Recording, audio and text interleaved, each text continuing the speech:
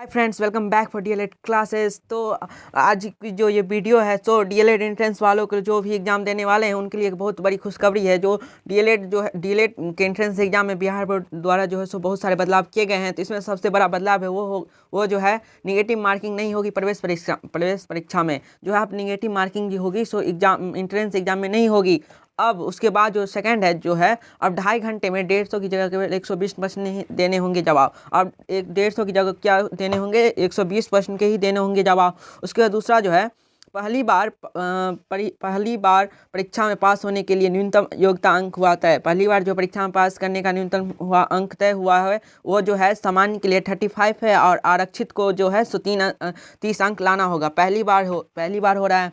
उसके बाद जो है जो है इंटरमीडिएट परीक्षा में शामिल होने वाले विद्यार्थियों को भी मिलेगा मौका। जो इस बार जो 12th का एग्जाम दे रहे हैं उनके लिए भी यह मौका मिलेगा। तो चलिए आगे पढ़ते हैं जो क्या लिखा हुआ है। पहला जो है डीएलएड संयुक्त परीक्षा में अब गलत उत्तर देने पर निगेटिव मार्किंग नहीं होगी। पहला है राज्य सरकार ने इस व्यवस्था को खत्म कर दिया है। इसके साथ ही मौजूदा अंक व्यवस्था को भी बदलाव दिया गया है। अब विद्यार्थी को 2.5 घंटे में 150 की जगह 120 प्रश्नों के ही उत्तर देने होंगे। हालांकि उन्होंने नए पैटर्न में एक सही जवाब के लिए तीन की जगह एक अंक ही मिलेगा, लेकिन गलत उत्तर पर पहले की तरह एक अंक नहीं कटेगा।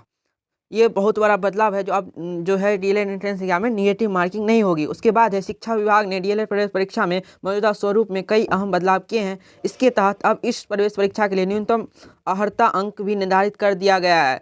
मैंने बता ही दिया, इससे पहले न्यूनतम निर्धारित अंक जो है सो निर्धारित कर दिया गया है। परीक्षा में सफल होने के लिए न्यूनतम अंक 35 होगा। हालांकि आरक्षित श्रेणी के अभ्यर्थियों को 30 अंक लाना होगा।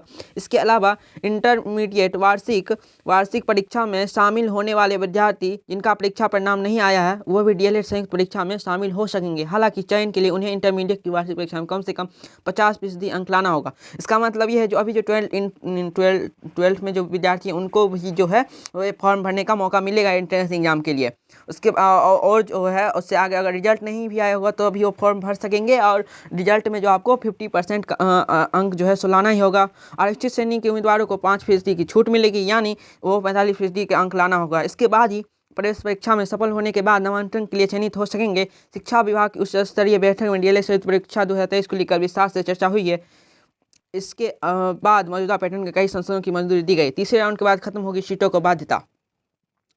जो इसके आप सीट जो है साइंस और कॉमर्स का वो उसमें है। तो आप चलिए पढ़ते हैं। शिक्षा विभाग ने परीक्षा को लेकर एक बेहद अहम बदलाव किया है, इसमें तीसरे राउंड के बाद सीटों की बाध्यता खत्म कर दी गई है। इस समय कुल आवंटित सीटों में 50% विज्ञान के लिए, 50% कला और वाणिज्य संकाय के लिए आरक्षित है। लेकिन नई व्यवस्था में नामांकन की तीसरे राउंड के बाद रिक्त रह गई सीटों पर किसी भी संकाय के अभ्यर्थियों का नामांकन हो सके जो अपनी कोटि में शेष बचेंगे। यह निर्णय 2022-24 के सत्र में लागू मान जाएगा। यह निर्णय जो है तो 2022 और 24 इसका जो मतलब जो है पहले जो है अभी जो कॉलेज में एडमिशन हो रहा था वो साइंस कॉमर्स आर्ट वालों के लिए जो हो रहा था वो अलग अलग जो है उसके संकाय के लिए हो रहा था। अगर सीट खाली हो जाता था तो उसमें किसी का नहीं होता है। लेकिन अब से जो ये चेंज हो गया है, अगर साइंस में ही सीट अगर बचा होगा तो कॉमर्स आर्ट वालों में अगर सीट बचेगा तो उसमें क्या साइंस वालों का एडमिशन हो सकेगा। तो चलिए इसी के साथ मिलते हैं नेक्स्ट वीडियो में। Bye, stay tuned.